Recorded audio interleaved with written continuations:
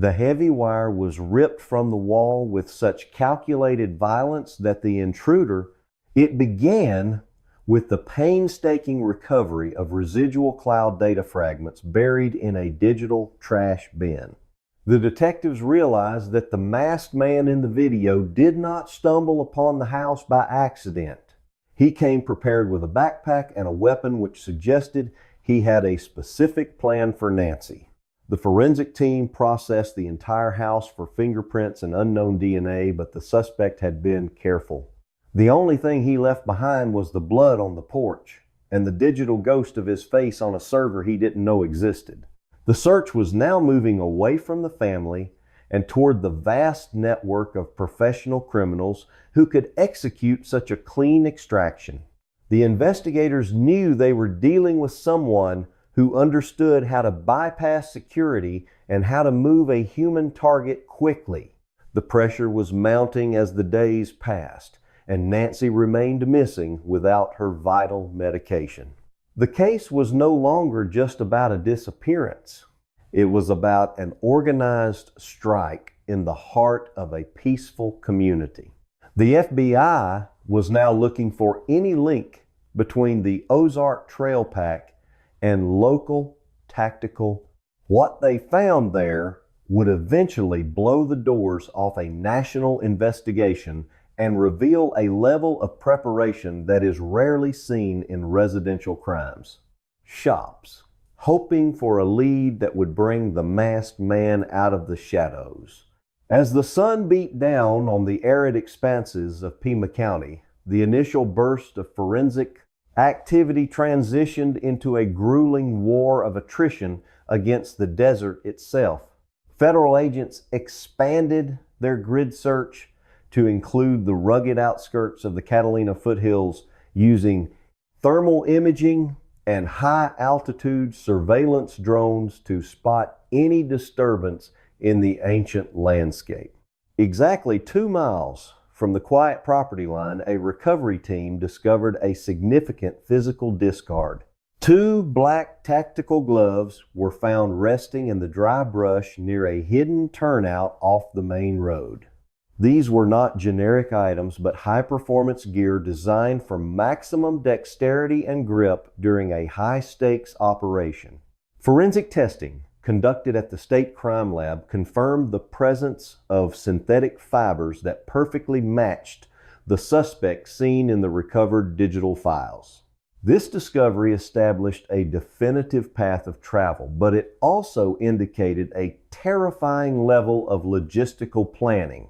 We are stepping deep into the forensic investigation room where every recovered frame of a 2-mile trek through the desert in total darkness with a captive in tow suggested a pre-arranged extraction point where a sterile vehicle was likely waiting to disappear into the vast Arizona highway system.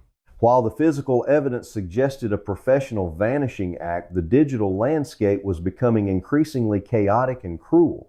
As the story hit the national news cycle, the family was suddenly inundated with a massive wave of anonymous extortion.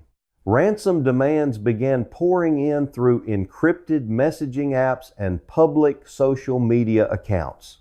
Some claimed Nancy was being held in remote mountain cabins, while others demanded millions of dollars in untraceable cryptocurrency for her safe return. The sheer volume of these communications forced the FBI to deploy a dedicated cyber triage team just to separate the genuine threats from the opportunistic predators. Most were identified as heartless scams, launched by individuals thousands of miles away seeking to profit from a high-profile tragedy. However, amidst this sea of malicious noise, the family reportedly engaged with 2 specific letters that contained granular details about the property that had not been released to the public.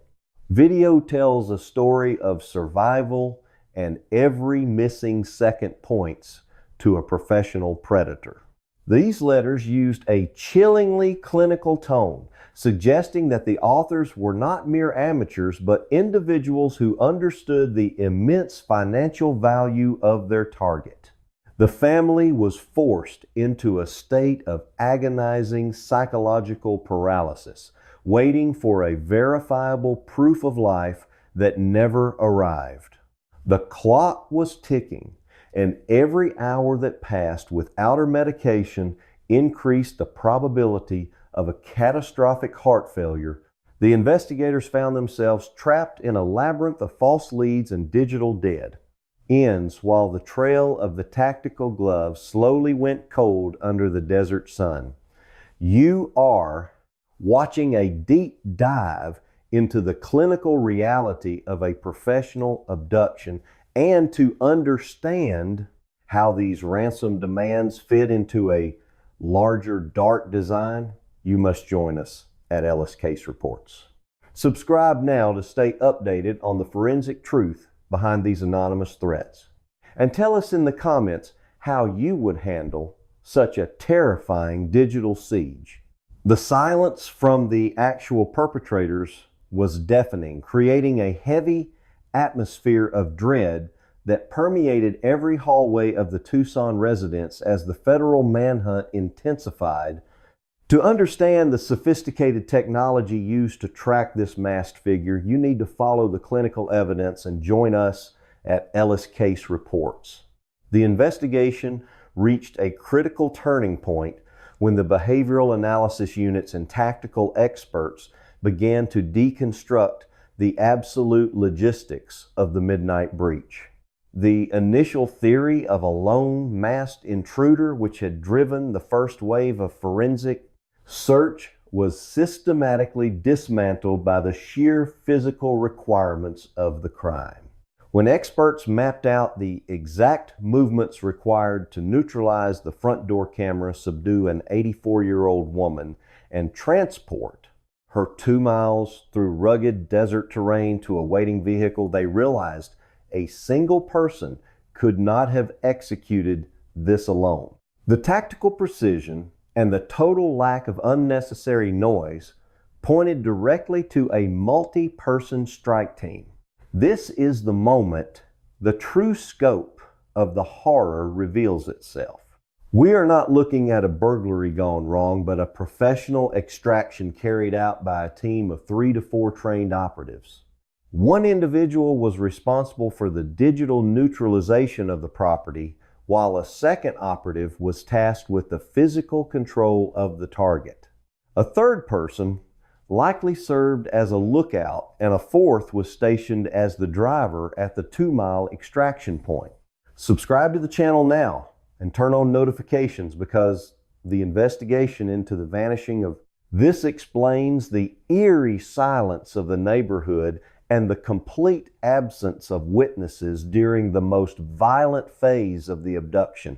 The use of a specialized hiker pack was not for stolen jewelry, but to carry the necessary gear to sustain the operation while moving through the desert.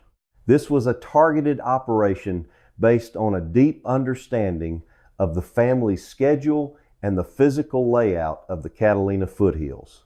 The intruders did not stumble upon this house. They chose it because the vast distance between homes provided them with the perfect operational cloak. The realization that a professional syndicate was operating in such a quiet community sent shockwaves through the local law enforcement agencies. It meant the perpetrators were not local amateurs, but part of a larger underworld network capable of high-stakes human trafficking or sophisticated ransom plots. This peak in the investigation redefined Nancy as a high-value asset in a dangerous game of international or organized crime. The clinical execution of the snatch and the surgical removal of the camera footage showed a level of discipline that only comes with prior training and experience. The FBI began looking into private security firms and former military contractors, searching for anyone with the specific skill set to pull off such a clean and quiet extraction. A high-profile grandmother is about to reveal a dark digital truth that was never supposed to be found. The sheer audacity of the crime suggested the mastermind behind the masks was confident that they could disappear before the first 911 call was ever made. The shadows in the foothills were not just empty spaces. They were the tactical playground for a team that had planned this for weeks or even months. The case had transformed from a missing person search into a high-level confrontation with an invisible, organized enemy that left no fingerprints and no witnesses. The resolution of the case remains in a state of agonizing suspension as the massive federal machinery continues to grind against a wall of professional silence. Despite the recovery of the tactical gloves and the restoration of the masked gunman's image, the location of the victim remains a haunting mystery. The sprawling property in the Catalina foothills has been returned to the family, but it is no longer the fortress of peace it once was. The boards over the windows and the yellow tape marks are constant reminders of the invisible predators who breached the walls. The family is left in a devastating psychological limbo, waiting for a phone that refuses to ring and a sign that their loved one is still alive. The lack of a verified ransom payment after the initial wave of scams suggests that the motive might be even darker than simple financial greed. Could this be an act of personal retribution or a highly specific contract where the target was never meant to be returned? The story of what happened inside that quiet Arizona home begins not with the violence itself, but with the local community remains on high alert, with many residents installing advanced biometric security and hiring private armed guards to fill the void left by the illusion of safety. The case of the disappearing grandmother has become a cautionary tale about the limits of modern technology and the ruthless efficiency of professional crime. The FBI file remains open, with investigators still tracing the origin of the Ozark Trail backpack and looking for any connection to similar high-profile extractions across the country. The silence is the most terrifying part of the resolution because it offers no closure and no peace for those left behind in the desert.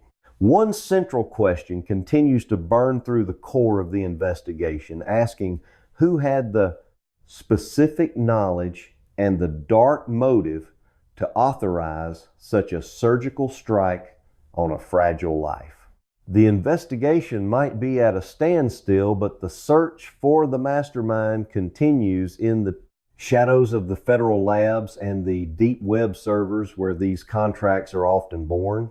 Profound isolation that made it possible for a crime of this magnitude to occur without a single human witness.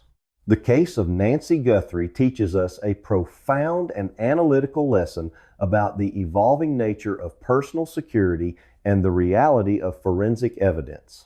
First, we must acknowledge the significant impact of cloud residual data in modern criminal justice. The suspect believed that by physically destroying the camera hardware, he had successfully eliminated the record of his presence, but he failed to understand the architecture of the Internet of Things. Digital evidence is no longer stored purely in a physical box on a shelf. It is binned and transmitted in real time to remote servers, making it nearly impossible to fully erase. This case proves that our own technological dependencies are the silent witnesses that predators can no longer silence with a pair of wire cutters. Secondly, this case exposes the sociological fallacy of the gated community. We often invest millions into geographic isolation, thinking that distance and walls equal safety. However, for a professional strike team, isolation is an asset, not a deterrent. In the prestigious hills of Tucson, security is often viewed as a commodity that can be bought with distance and high stone walls. When we remove ourselves from the natural surveillance of neighbors, we create a sterile vacuum where crime can flourish without interruption. True safety is a social construct based on visibility and community awareness, whereas absolute privacy is a vulnerability that organized criminals are increasingly learning to exploit. The illusion of the fortress has been shattered by a single masked man and a hiker pack. The final image of the Nancy Guthrie investigation is the glowing red infrared light of a camera that was never supposed to work again. It captured the face of a predator, but it could not save the life of a victim. The reality of her disappearance is a cold reminder that the shadows are always watching, and they are more organized than we ever imagined. If a camera can be resurrected from a digital trash bin to point the finger at a professional syndicate, imagine what a set of encrypted text messages can reveal about a seemingly perfect marriage. In our very next report, we are stepping away from the desert and into the digital logs of a high-profile divorce, where a hidden folder of photos revealed a far more violent truth than anyone was prepared to handle. Believed the digital record of his face had been permanently swallowed by the desert night. The Catalina foothills are famous for their breathtaking views and their absolute silence. Ensure you are permanently subscribed to Ellis Case Reports to see the clinical breakdown of the evidence that criminals think they have deleted. The investigation never stops, and the truth is always waiting in the data. Stay alert and stay analytical, because the next case might be closer to home than you think. But that silence is exactly what a professional extraction team looks for in a target. Nancy Guthrie lived in a sprawling luxury residence where her closest neighbor was hundreds of yards away, separated by thick desert brush and rocky ravines. She was 84 years old and lived a life of quiet, predictable routine. Her existence was anchored by her medical needs, including a heart pacemaker that required constant monitoring. This creates a strange paradox. Nancy was physically fragile and dependent on advanced technology to keep her heart beating, yet she chose to live in one of the most secluded environments in the state. Her only real line of defense against the outside world was a standard consumer-grade doorbell camera mounted at her front entrance. This small plastic device was the only digital eye watching over a property worth millions of dollars. The extreme privacy of the foothills meant that if someone were to breach the perimeter there, he stood there for a brief, chilling second, looking directly into a camera lens he thought was dead. Would be no neighbors looking out their windows and no casual passers-by to hear a scream. The world around Nancy was a desert fortress that offered the illusion of safety while providing a perfect cloak of invisibility for anyone stalking the grounds. When her family left her at 9:50 p.m. on that final night, they saw a peaceful home in a safe neighborhood.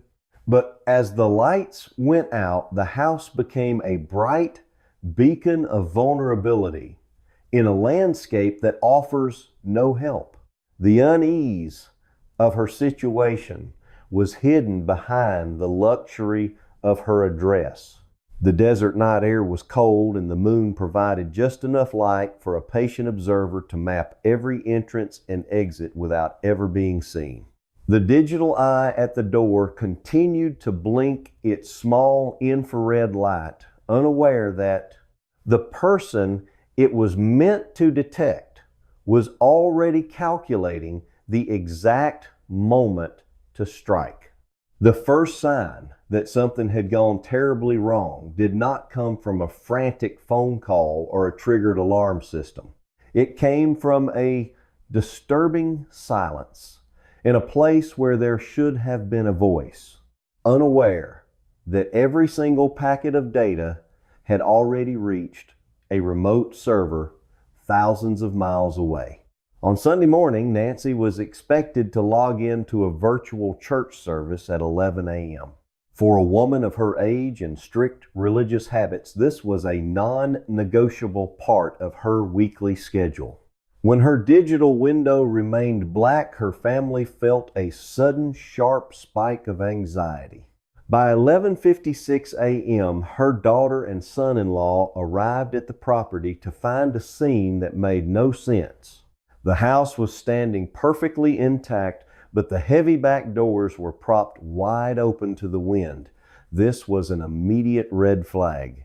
Nancy was meticulous about her home security and would never leave the doors gaping open, especially with the desert heat and wildlife nearby. As they moved through the silent rooms, they found her purse and her cell phone sitting undisturbed on a table. Her identification and her credit cards were still inside. In any normal robbery, these are the first items a thief would grab. The fact that they were left behind meant that the intruder had a very different objective. This was not just a common burglary or a random trespass. The house felt cold and empty like a stage where the actors had suddenly vanished mid-performance. There were no signs of a struggle in the main living areas, but the absence of Nancy was absolute. Her heart medication was still in its container, and her glasses were still by her chair. Every vital tool she needed to navigate her day was still in the house, but she was nowhere to be found. The family called 911 at 12:03 p.m. reporting a missing person under highly suspicious circumstances. The police arrived and quickly realized this was not a simple case of a confused elderly woman wandering away. The prop doors pointed toward a deliberate exit path. The silence of the house was not peaceful. It was the silence of an empty cage.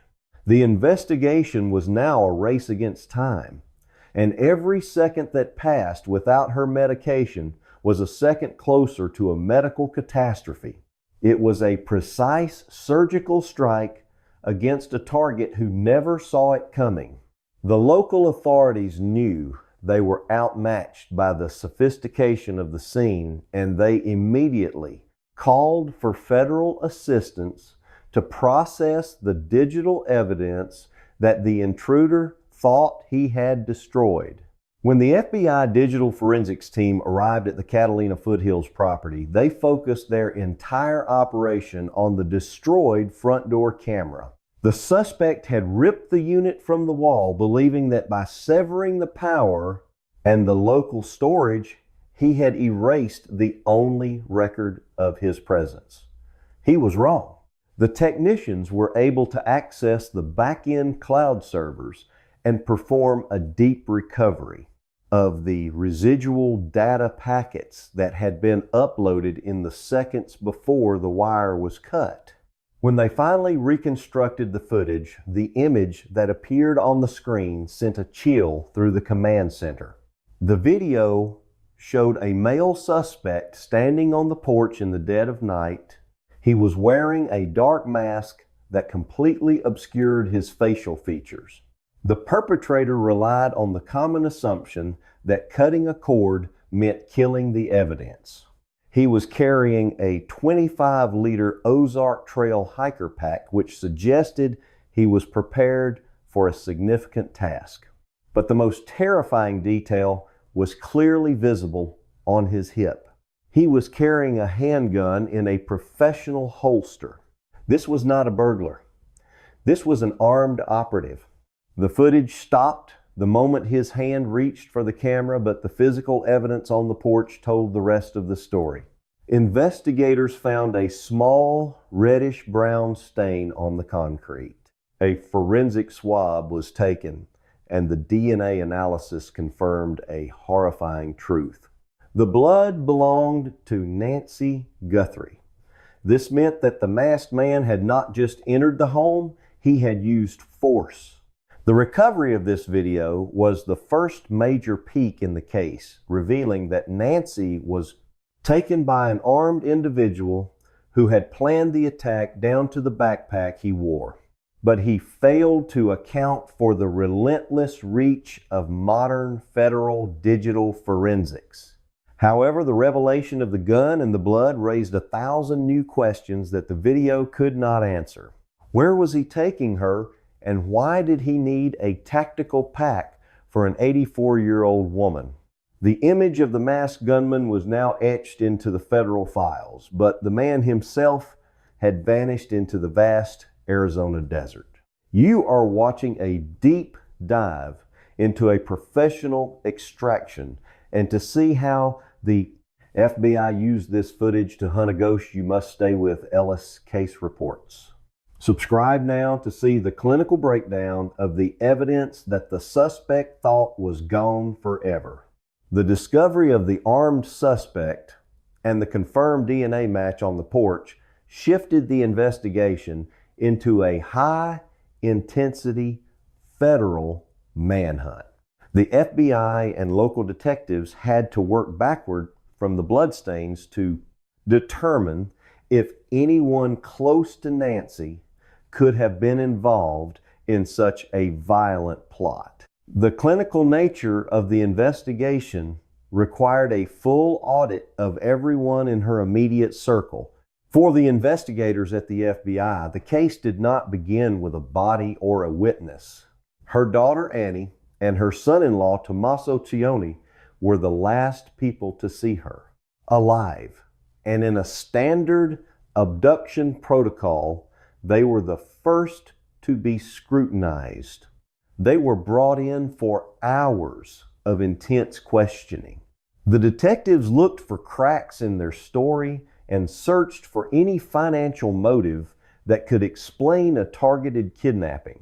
Both Annie and Tommaso were subjected to polygraph tests, which are designed to measure the physiological stress associated with deception. They passed with no indicators of lies. Their phone records were seized and their bank accounts were audited, but nothing pointed toward a conspiracy. They were officially cleared as suspects, which meant the police were now looking for a stranger who had intimate knowledge of Nancy's life. This was a terrifying realization. It meant that someone had been watching the house from the desert shadows. They knew when she was alone, and they knew exactly how to breach the property without being detected by anyone in the neighborhood. The investigation moved to the electronics in the home, looking for any sign of a digital breach or pre-operational surveillance.